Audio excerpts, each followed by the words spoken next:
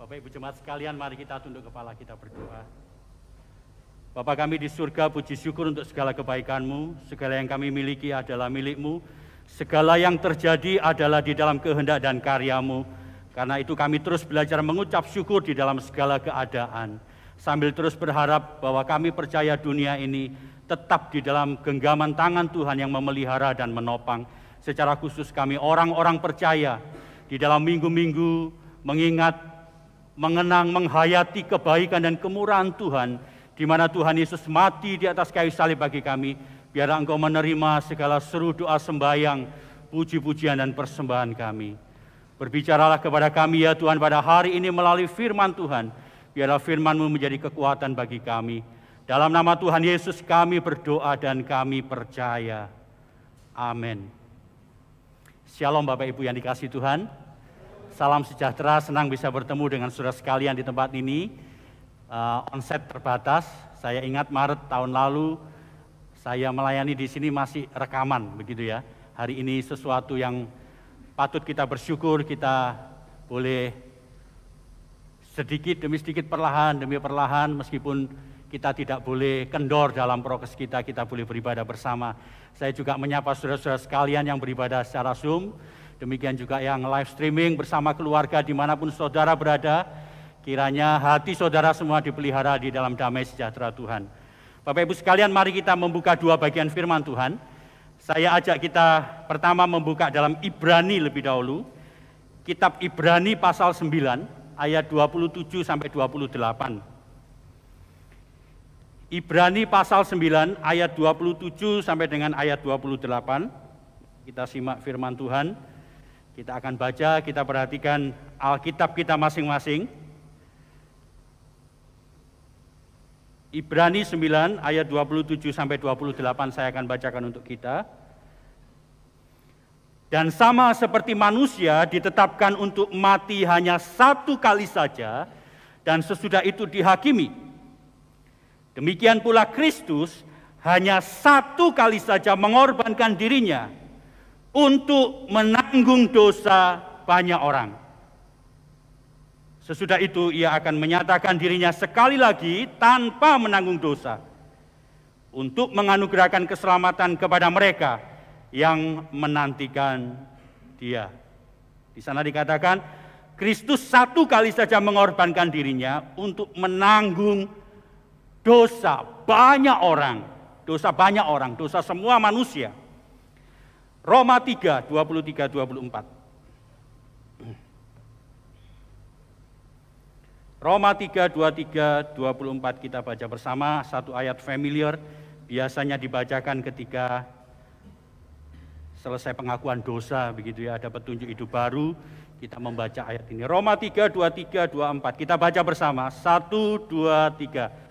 Karena semua orang telah berbuat dosa dan telah kehilangan kemuliaan Allah, dan oleh kasih karunia telah dibenarkan dengan cuma-cuma karena penebusan dalam Kristus Yesus. Karena semua orang telah berbuat dosa, saya ajak kita mengganti kalimat semua orang dengan saya, supaya sungguh-sungguh ayat ini boleh melekat dan menjadi perenungan kita bahwa kita berdosa dan Allah memberikan kasih karunia. Jadi kita membacanya demikian.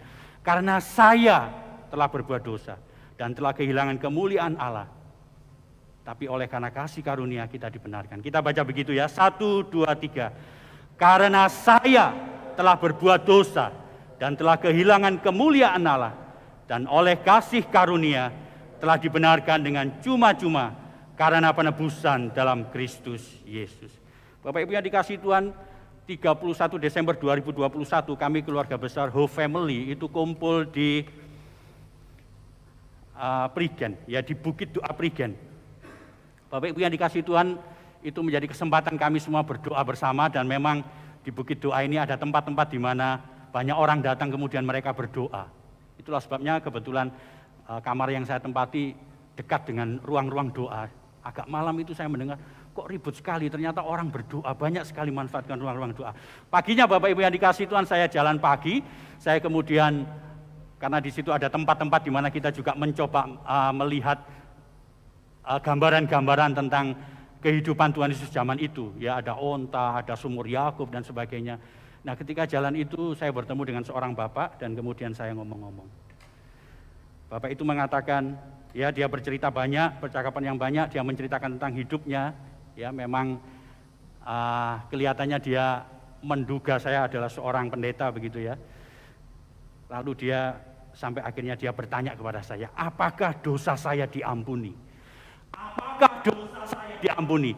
Ternyata Bapak Ibu yang dikasih Tuhan, Bapak ini sudah berulang-ulang kali datang ke tempat itu. Jadi dia punya rutinitas datang ke tempat itu untuk berdoa dan mengaku dosa di ruang-ruang yang memang disiapkan. Apakah dosa saya diampuni? Dia menceritakan Bapak Ibu yang dikasih Tuhan, dosa saya itu begitu banyak. Mulai masa muda saya ini adalah seorang anak muda yang nakal. Ya, dia katakan saya terlibat narkoba, terlibat pencurian, bahkan perzinahan. Dosa saya begitu banyak. Masa muda. Ketika saya berkeluarga, bahkan sampai sekarang, dosa saya begitu banyak. Setiap kali saya datang ke tempat ini, saya mengaku dosa. Apakah dosa saya diampuni? Saudara, masa pandemi ini membuat hidupnya menjadi stres. Itulah sebabnya dia lebih sering lagi ke tempat itu. Dia katakan, karena kondisi ekonomi ini membuat dia terlibat minum-minuman keras. Karena stres, ya, dia lampiaskan itu ketika dia pulang ke rumah. Dia katakan bahwa di rumah saya sering marah-marah terhadap istri dan anak saya. Saya lempar barang, gebrak meja, banting pintu, ya, karena seorang bapak atau seorang pria. Masakan istri yang seharusnya enak itu terasa tidak enak karena kemarahan yang ada dalam dirinya. Dan itu terjadi berulang-ulang, Bapak Ibu yang dikasihi Tuhan. Dia melakukan itu, dia menyesal, dia bertobat, dia mengaku dosa. Lalu dia melakukan lagi. Apakah dosa saya diampuni? Dan kemudian dia bertanya lebih lanjut. Kalau diampuni, dosa yang mana diampuni? Betapa besar dosa saya.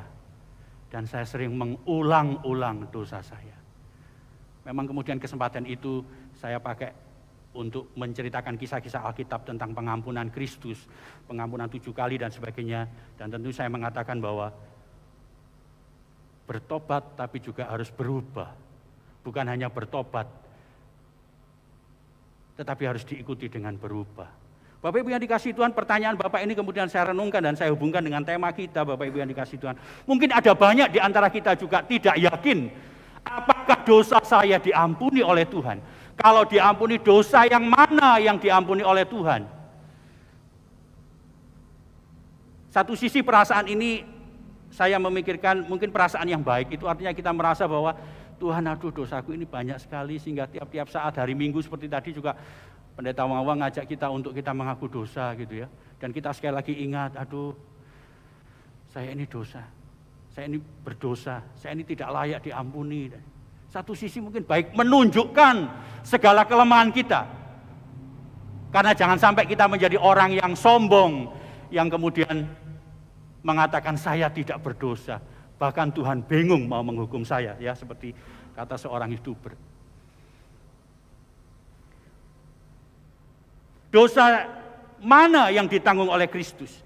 Bapak Ibu yang dikasihi Tuhan, hari ini kita akan melihat dan menjawab pertanyaan ini dengan mencoba memahami bahwa di dalam bagian yang kita baca, kita renungkan hari ini, kitab suci itu hendak memberitahukan kepada kita fakta tentang dosa, yaitu betapa dahsyatnya kuasa dosa.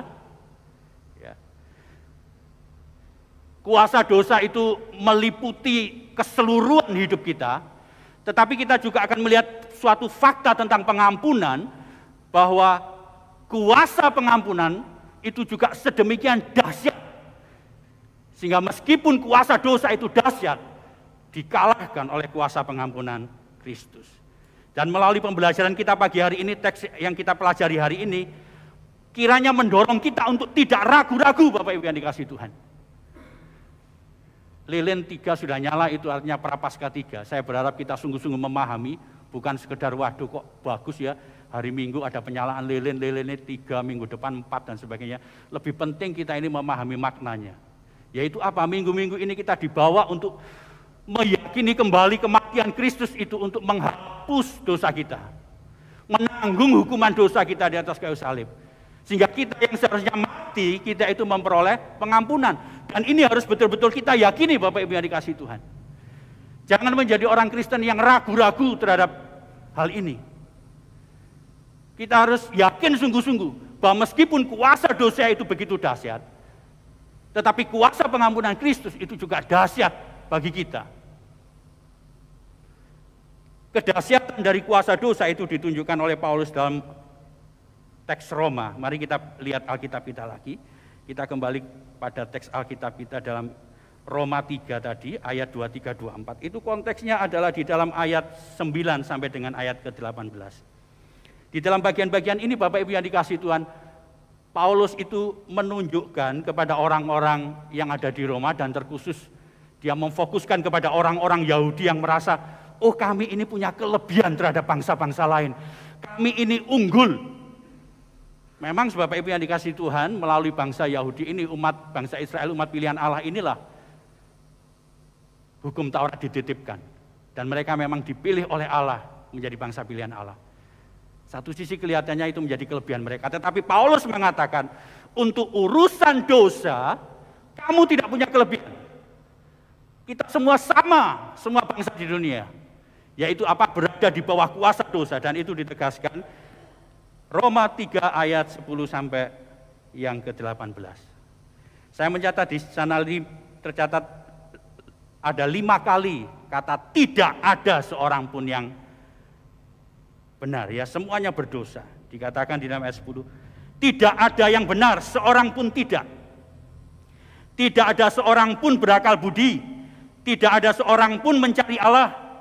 Semua menyeleweng, semua tidak berguna, tidak ada yang berbuat baik. Dilanjutkan dengan kondisi-kondisi yang berkaitan dengan dosa itu meliputi pikiran, perkataan, perasaan, perbuatan. Kerongkongan mereka seperti kubur yang ternganga, lidah mereka merayu-rayu, bibir mereka mengandung bisa. Perhatikan itu berkaitan dengan perkataan. Mulut mereka penuh dengan sumpah serapah, kaki mereka cepat menumpahkan darah, itu perbuatan. Keruntuhan kebinasaan mereka tinggalkan di jalan mereka, jalan damai tidak mereka kenal. Itu perasaan dan pikiran. Rasa takut kepada Allah tidak ada pada orang itu. Bapak Ibu yang dikasihi Tuhan, Paulus ingin mengungkapkan betapa dahsyatnya dosa itu. Karena apa? Karena kalau kita perhatikan, kita teliti bahwa memang yang dimaksud dengan dosa, kalau itu dipakai istilah hamartia dalam bentuk tunggal, itu memang artinya kuasa yang mencengkeram alam semesta dan manusia ini. Dan kedahsyatan dosa ini memang luar biasa. Kalau kita perhatikan, zaman semakin maju, semakin modern, itu kemudian dosa itu, dalam istilah saya, bermanifestasi dalam bentuk-bentuk yang menurut kita, ini enggak apa-apa. Ini kan strategi marketing. Ini kan gaya hidup. Kan enggak apa-apa, kita ini pamer kekayaan, pamer kesombongan. Orang kan melihat bahwa kita ini orang yang baik, bagi-bagi duit dan sebagainya. Tetapi saudara sekalian, di sana mereka menyombongkan diri. Mereka memamerkan kekayaannya. Bahkan mereka menentang akan Tuhan, melawan akan Tuhan. Padahal dikatakan dalam 1 Petrus, Allah menentang orang congkak, orang-orang yang sombong, tapi Dia mengasihi orang-orang yang rendah hati. Mungkin zaman sekarang kita terbiasa dikatakan, ada orang bicara, ada orang khotbah, ada orang ngomong. Kita sibuk dengan gadget kita. Kita tidak peduli dengan mereka. Ya, istilahnya pubbing. Kita lebih fokus asik dengan gadget kita. Kita mengabaikan acuh. Bahkan kalau kamus Wikipedia bahasa Inggris menyebutkan bahwa istilah pubbing itu artinya menghina orang yang sedang bersamanya, yang ada di depannya dengan cara ini. Dan orang menganggap ini biasa. Bapak Ibu yang dikasihi Tuhan, beberapa waktu yang lalu ada pentabisan pendeta ya di Surabaya, ya disiarkan Zoom juga. Selesai semua, ada satu hamba Tuhan kirim foto ke saya. Pak Suanton, ini siapa ya? Jadi di foto itu orangnya ini mengikuti Zoom ibadah penabisan pendeta.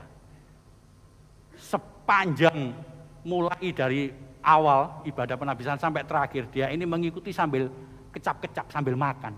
Bahkan rasanya enggak ada rasa malu gitu ya. Jadi piringnya kelihatan makan lalu dikirim ke saya.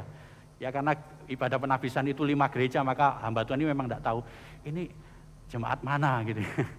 Lalu akhirnya saya tanya ke salah satu pendeta yang diterbitkan, ini jemaat mana.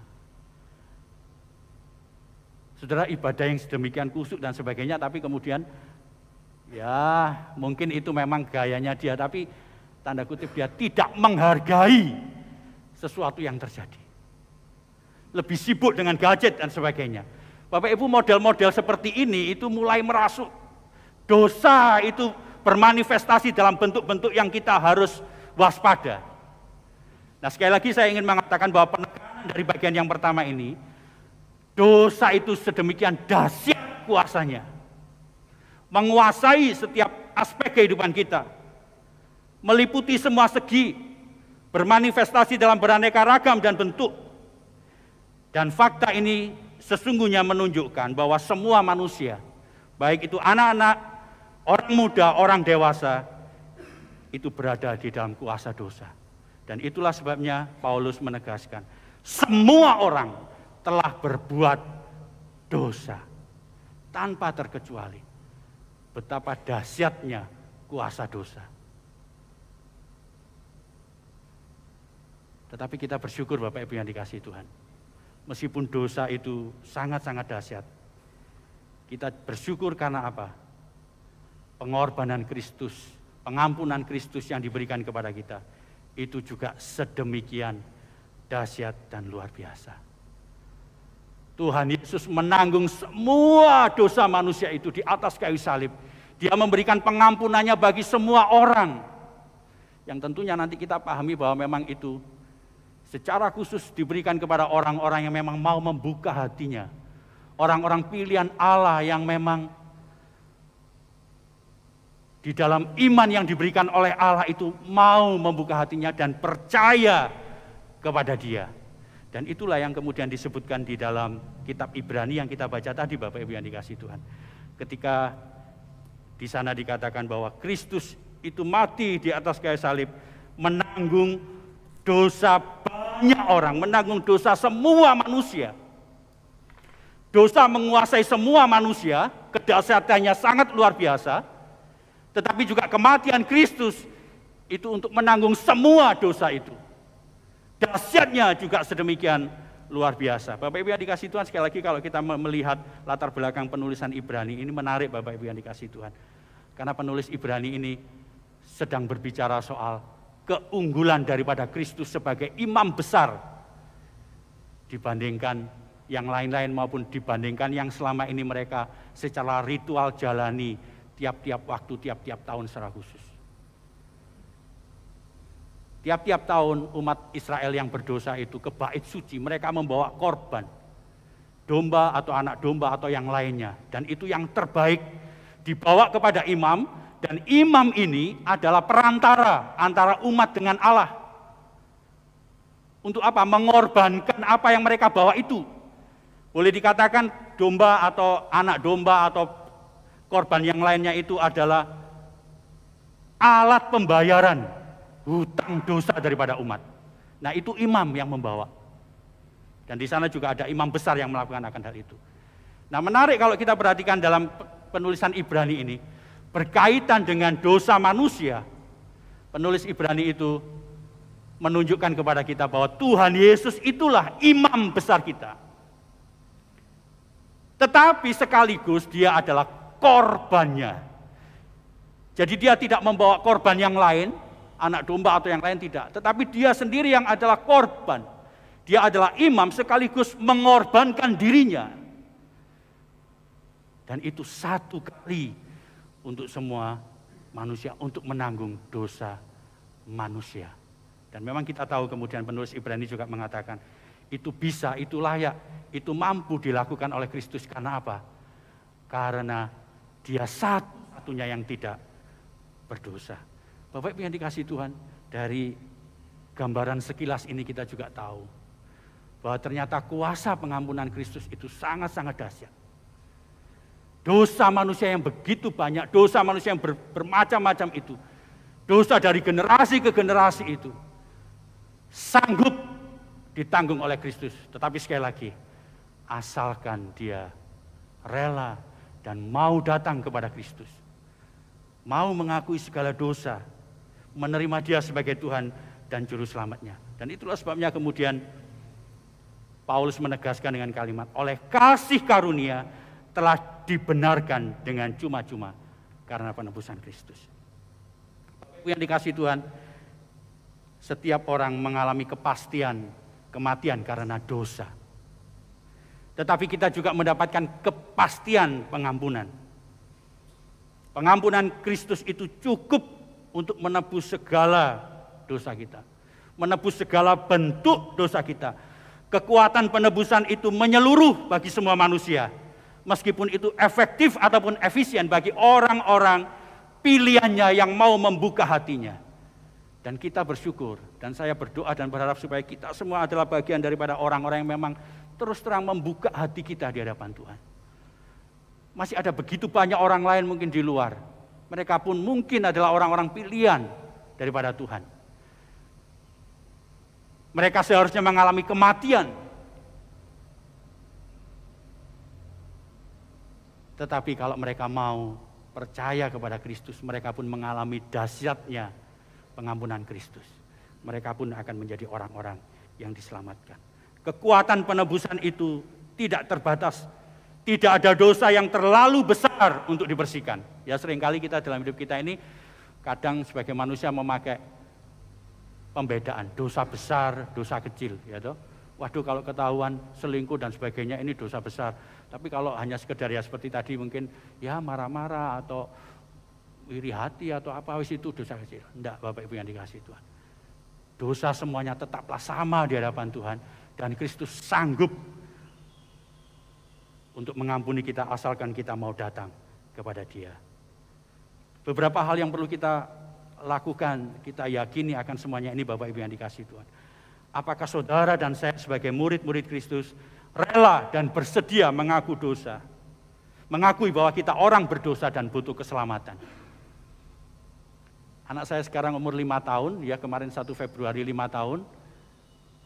Kemudian saya baptis sendiri di GKT Lawang. Ya memang mulai kecil enggak saya baptis.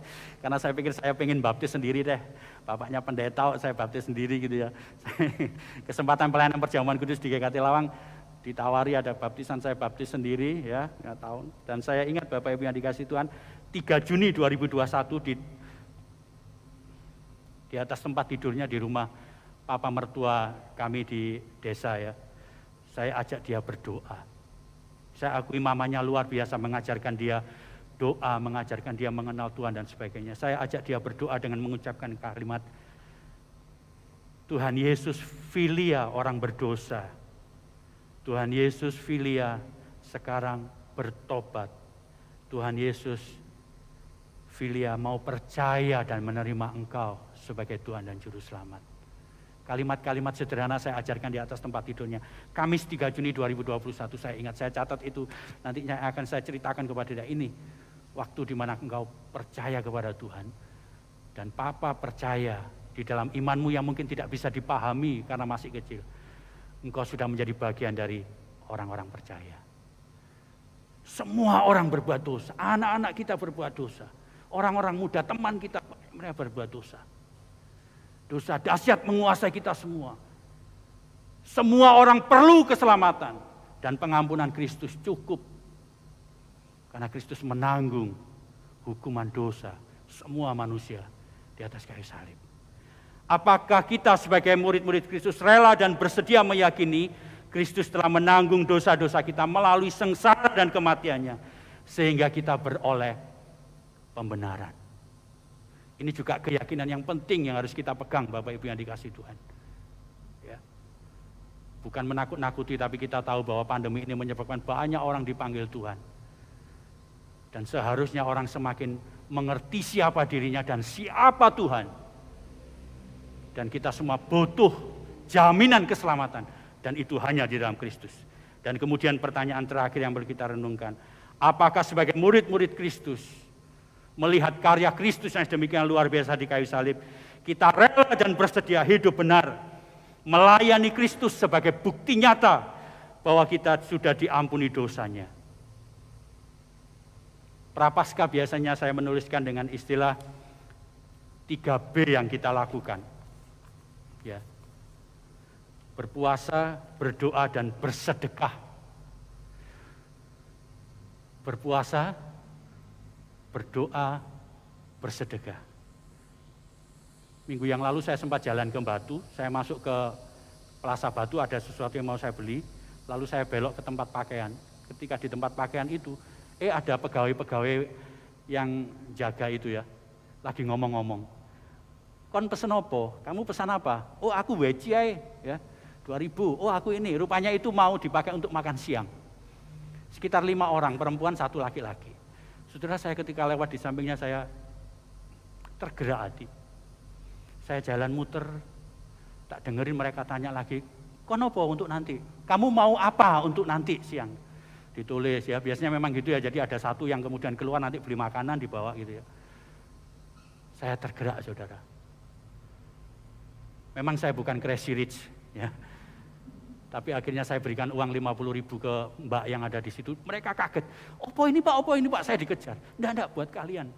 Tapi saya begitu melakukan itu saya merasa sangat-sangat senang bisa menolong orang lain. Dalam cara yang sederhana sebagai umat Allah. Pandemi ini mungkin banyak orang kekurangan Bapak Ibu yang dikasihi Tuhan. Tetapi Tuhan ingin kita menghayatinya juga dengan cara apa? Bersedekah, memberi. Soal puasa, Bapak Ibu yang dikasihi Tuhan, saya beberapa waktu yang lalu karena selalu setel radio rohani, di situ menarik karena dikatakan puasa itu bukan hanya puasa jasmani. Dia mengatakan reporter ini karena gaya-gaya percakapan gitu ya, dia mengatakan puasa gadget katanya.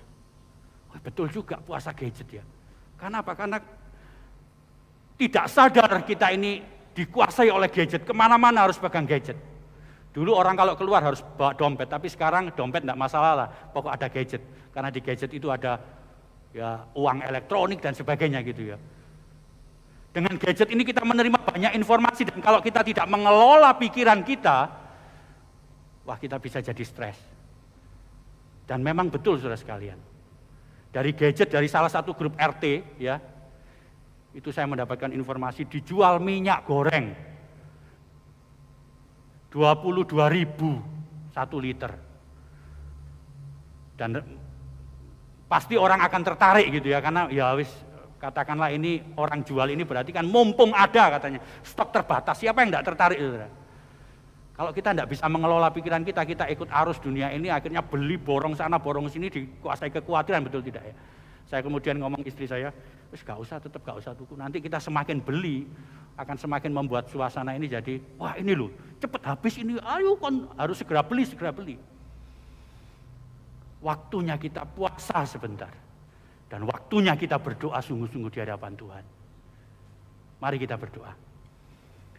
Bapa kami di surga, puji syukur, dosa begitu dahsyat, tetapi anugerah-Mu begitu luar biasa bagi setiap kami.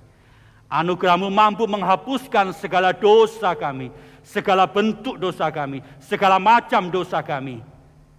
Karena itu ya Tuhan, di dalam nama Tuhan Yesus kami meyakini kematian-Mu adalah untuk menghapuskan dosa-dosa kami. Biarlah itu sungguh-sungguh kami yakini, bukan hanya hamba-Mu tapi seluruh jemaat-Mu di tempat ini. Bahkan saudara-saudara kami semua yang mengikutinya ya Tuhan, yang beribadah di rumah-rumah, di tempat-tempat yang tidak terbatas saat ini, kiranya sungguh-sungguh kami menghayati kembali pengampunan yang Tuhan sudah berikan kepada kami.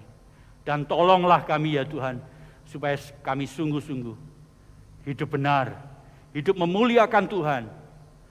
Karena kami semua telah dibeli dan harganya telah lunas dibayar melalui kematian-Mu di atas kayu salib. Sembuhkan setiap kami yang sakit ya Tuhan, beri kekuatan penghiburan kepada yang lemah, kepada yang berduka, beri pertolongan-Mu kepada kami semua melewati masa-masa pandemi ini ya Tuhan, dengan berharap dan percaya kepada Tuhan. Dalam nama Tuhan Yesus kami berdoa dan kami percaya. Amin.